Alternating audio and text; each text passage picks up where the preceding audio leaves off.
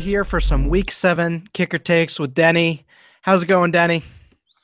Uh, Not terrible if you use the minimum price kicker from last week, which was Connor Barth from Chicago. But the rest of them didn't do so well. But like you and I were talking about, kicker and defense were, a Nice. nuclear waste dump last week, so it was tough.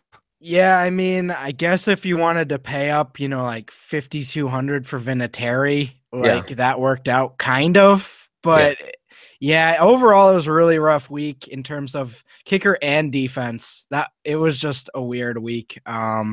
So I think, moving forward, I wouldn't really worry too much about that. I don't think there was too much predictive. Last week was just a wonky week, honestly. It seemed, yeah, no, it seemed like it. I mean, if you happen to stumble into a Vinatieri and the Eagles defense, then you did Mm. okay. But other than that, it just seemed like pretty tough action. Although, like we talked about Graham Gano last week. He missed a 40-yarder, I believe, against the Saints, which would have put him into the top 10 for the week. But instead, he had 8 points in an incredibly high scoring game. So, like we talk about opportunity, it was there. He just didn't capitalize. So, yeah. Absolutely. And yeah, you mentioned the Eagles. I mean, and they had to get 2 defensive touchdowns to get that, defensive score. So it, Yeah. it was crazy. Anyhow, moving on to this week. So the first one you mentioned here is the pricey play, Stephen Gostkowski, Mhm. 5,100 against the Steelers. I mean, I think this is a lot. This is one we're kind of all circling as okay. I'm really interested to see how the Steelers respond here. You know? Right. Yeah. And they might just kind of take the air out of the ball as much as they can. But you have to believe between the Steelers defense being pretty banged up, both on the front seven and in the secondary, and the Patriots back to their to their machine like ways with Brady at the helm. That Gostkowski is going to get his eventually. I believe he missed a kick last week, which is pretty stunning as far as his accuracy goes. But I mentioned in the article this week that Pittsburgh is giving up 2.7 field goal attempts per game.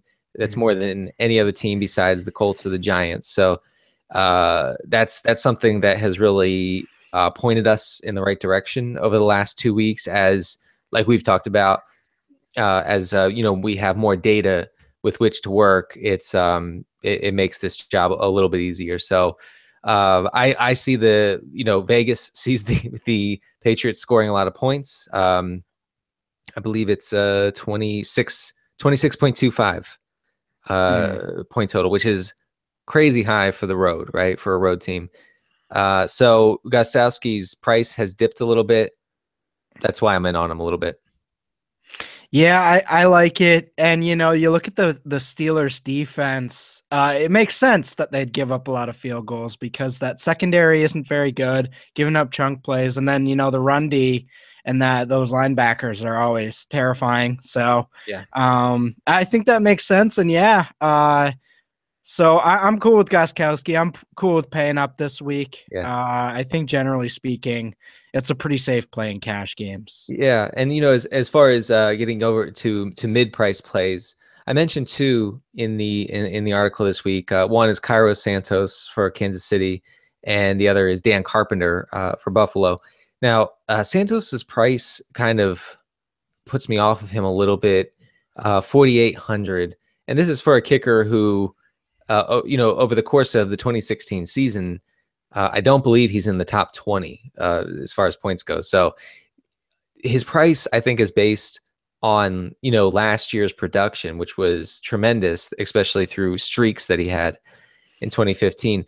But he has a good matchup again. The Chiefs, you may never see the Chiefs total this high again. It's 28.25 points at home Mm. against a terrible, like the zombie of a Saints defense, right?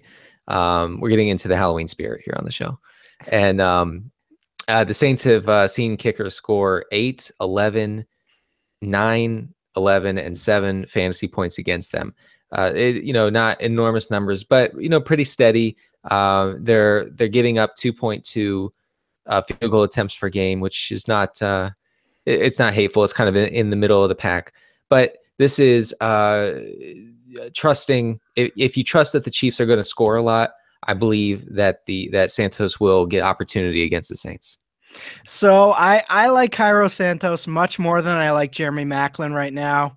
And I'm kind of like in blackjack, I'm just at the table hitting like you're supposed to hit on like 12, Yeah. and I'm just busting every time. I'm just getting king after king with Macklin right now. You know what? And I like the Chiefs this week. I think Santos is a really safe play, if you want to go with one of the running backs there as well. I think the Chiefs are going to score a ton of points. I just think the realization that maybe like it's not going to be coming from Alex Smith is my realization of the year. Yeah, the Chiefs, we talked about this on Living the Stream this week. If the Chiefs seize a lead, especially with the running game, which they can do now with, the incredible duo, honestly, of Spencer Ware and Jamal Charles. They're, either one of them is very good all by themselves. I could see them once again, like against the Raiders, shredding this defense, getting a 14-point lead, and then Alex Smith just checks out completely, which is unfortunate for those of us who have Macklin in season long, which is just literally killing me every week. But like getting back to Santos, I think that he could benefit from that sort of game script. Yeah, again, I think he's a really safe option in that game. Other than the running backs there, I think he's just about it. Yeah, yeah, and go ahead. Yeah, but getting over to Dan Carpenter, I like Carpenter better because he's more reasonably priced. Now, if you can fit Santos into your lineup, go ahead and do it. Carpenter's $4,600 on FanDuel, which is $200 less than Santos. The Dolphins are a team that we've been targeting. Didn't really work out last week with Boswell, partly because the Steelers just didn't show up, and partly because Ben Roethlisberger got injured in the middle of that game. But the Dolphins are allowing 2.7 field goal attempts per game. And really, they're just giving up a ton of yardage. They've given up more than 140 rushing yards 3 times in 2016. And this Buffalo running game is running, on all cylinders, for lack of a better term. So I expect the Bills to not have much trouble moving it against this Dolphins defense. Yeah, I tend to agree, especially with the way this Dolphins offense has run. Other than, Jay Ajayi last week, I think, this Dolphins team is what we think they are. Yeah. So if McCoy continues to do what he's doing and Tyrod kind of figures it out in the pass game, Carpenter's going to have a ton of opportunity there. Right. And also the Dolphins defense is weirdly good inside the red zone, which you wouldn't expect, but they've been pretty decent. So that's just hoping. And this is not a narrative street play. I know Carpenter used to kick for the Dolphins, but I think they played each other like 8 times since he was last a Dolphin. So this is not this is not me saying you got to get the guy because he wants to get back his old team, but he's done that before. This is old news at this point. Definitely narrative street play for sure. 100%. No, now our low price play. Yeah. Speaking of narrative street, our low price play. Now I don't, for those of you who know my Twitter account, know my my likes and dislikes, I wouldn't blame you for saying that my recommendation of Jason Myers in Jacksonville would be a narrative street play, because what do we have here? It's October 19th. The games are on October 23rd, so we're creeping right up to Halloween, and I'm out here recommending a kicker named Jason Voorhees Michael Myers, in the little match of the two. So, but it does make a lot of sense, especially at minimum price. We really do. We look at teams that are giving up a lot of passing yardage, and no one is allowing more passing yardage per game than the Raiders. 312 yards per game, even after Alex Smith barely moved the ball at all via the air last week. So that's baked into that 312 yards. They're giving up 2.2 field goal attempts per game, and like I said in the article, I see Myers as a cheap toss in for a game that I believe and Vegas believes could be high scoring.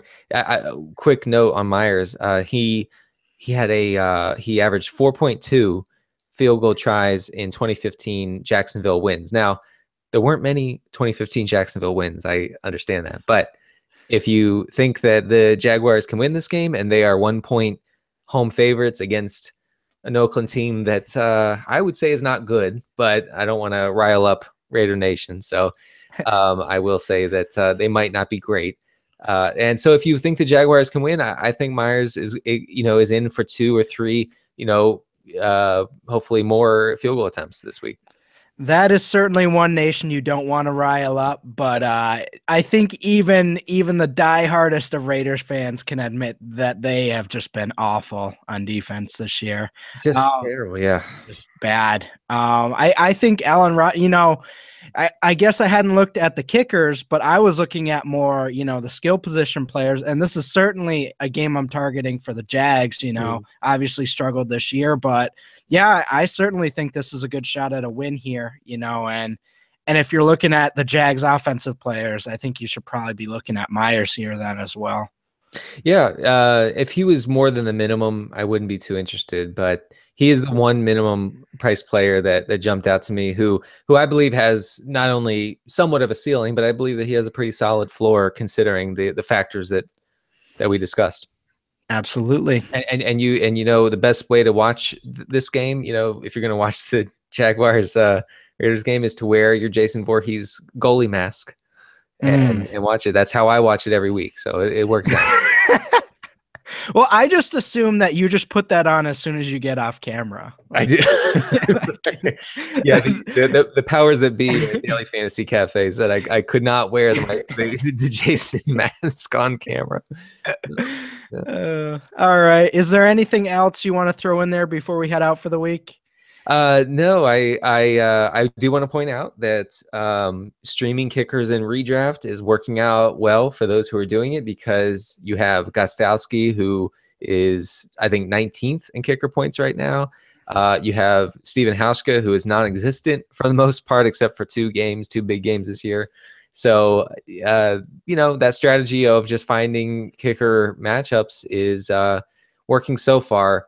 Now, get back to me maybe in 6 weeks when Gostowski goes on a run and justifies those who, blacked out and took him in the 5th round of a redraft league. Yeah, 5th round, 6th round, looking for that kicker value early in the draft. He's elite. You got to get the elite. Like Kenny Darter says, you get the best and you forget the rest. You know what?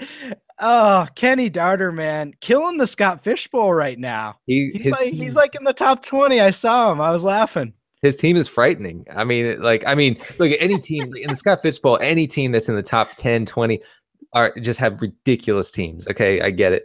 But yeah, Darter's team, he took Rodgers and Luck 1 and 2. So that's I mean, I know Luck is the third highest scoring quarterback, but Rodgers is garbage. So he wasted that pick, and his team is still good. So hey, don't listen to me, listen to Darter.